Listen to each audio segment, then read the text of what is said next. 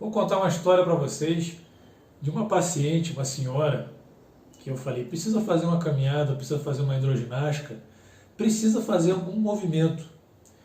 E ela me falou, nada disso, meu filho. A minha avó não fazia, minha mãe também não, e eu já com essa idade não vou fazer. Porque você pensa, a tartaruga. A tartaruga vai devagar, devagar e vive mais de 100 anos. E o cachorro e o leão, a vida passa rápido. E segundo o raciocínio dela, a gente estaria gastando muita energia para fazer um exercício, né? Por exemplo, atividade física, muito esforço, a gente viveria menos. Aí eu expliquei para ela que não é assim que funciona. Por exemplo, na medicina chinesa, a gente tem o conceito de que a energia está estagnada, causa dores.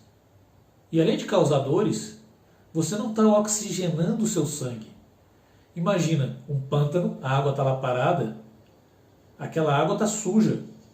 E você imagina que os peixes são nossas células. Quanto mais oxigenado está a água, mais os peixes vão ter vitalidade. Então, se você fica parado, como o nosso corpo foi desenvolvido para se movimentar, tem músculos e articulações para se movimentar, para andar, para fazer movimento, quando a gente fica parado, o nosso sangue não oxigena e não leva oxigênio através da hemoglobina para as células. As células sem oxigênio, elas morrem e você tem que quebrar o seu DNA e fazer novas proteínas, novas células. Então você acaba vivendo menos se você ficar muito parado. Então esse raciocínio não bate. Já vi muitas vezes na internet o pessoal falando isso também. E essa senhora uma vez me disse isso. Eu expliquei para ela que isso não funciona. Existe sim o caminho do meio, que cada um consegue encontrar, né? Por exemplo, um atleta ou um atleta de elite, ele faz além do fisiológico. A pessoa ela vai além do limite do corpo. Em alguns momentos ela pode sobrecarregar a saúde de tanto esforço. Mas não é o caso de quem procura ter uma atividade física para melhorar a qualidade de vida. Nós fomos feitos para nos movimentar e o movimento nos dá saúde. Vou dar um outro exemplo extremo, né? Você tem o exemplo do sedentarismo, que vai causar várias doenças, diabetes, obesidade, inflamações crônicas, entre outras. E você tem um exemplo, por exemplo, no futebol americano. É um esporte com alto índice de lesão. E recomendo o filme Desafiando os Gigantes, do Will Smith, que ele é o principal protagonista, que ele interpreta o Dr. Omalo. É um nigeriano que foi para os Estados Unidos, foi ser médico legista, e ele teve a oportunidade de avaliar a morte de um grande ex-jogador de futebol americano, e ele percebeu que o cérebro estava cheio de lesões. Então ele começou a estudar os jogadores aposentados. Muitos deles se suicidavam porque o cérebro estava cheio de lesões.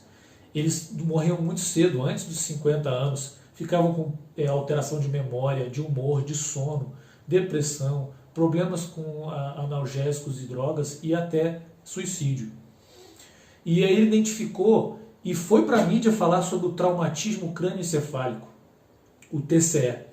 Ele disse, jogadores que jogam na posição de defesa tomam, se não me engano, 30 mil pancadas fortes que abalam mesmo o cérebro, desde quando está no infanto juvenil até quando termina a carreira, né? Cerca de 20 anos tomando pancada na cabeça. E ele fez até uma ilustração no filme que ele pega uma maçã, coloca dentro de um recipiente, de um pote de vidro com água, que é simulando como se fosse o nosso cérebro chacoalhando no nosso crânio. Então ele chacoalha e ele vê as lesões em volta da maçã. Então ele foi para a mídia falar, olha, é perigoso. As pessoas que ingressam nesse esporte precisam saber, principalmente na posição de defesa, que levam muita pancada no cérebro e o traumatismo crânioencefálico pode causar lesões crônicas e alterações cognitivas, comportamentais e alterações no cérebro de atletas que estão nessa posição principalmente, que é altamente lesivo. Então veja que os dois extremos, né? Uma pessoa fica totalmente parada, a gente não é igual uma árvore, a gente tem articulações, a gente tem músculos justamente para se movimentar. Que inclusive os nossos músculos e cadeias musculares estão ligados ao funcionamento dos nossos órgãos. o peristaltismo dos nossos órgãos. Então a saúde dos nossos músculos também beneficia até mesmo o funcionamento dos nossos órgãos e do nosso sistema nervoso. Então a gente foi feito para se movimentar, a gente deve se movimentar, e esse negócio de gastar muita energia é balela, tá?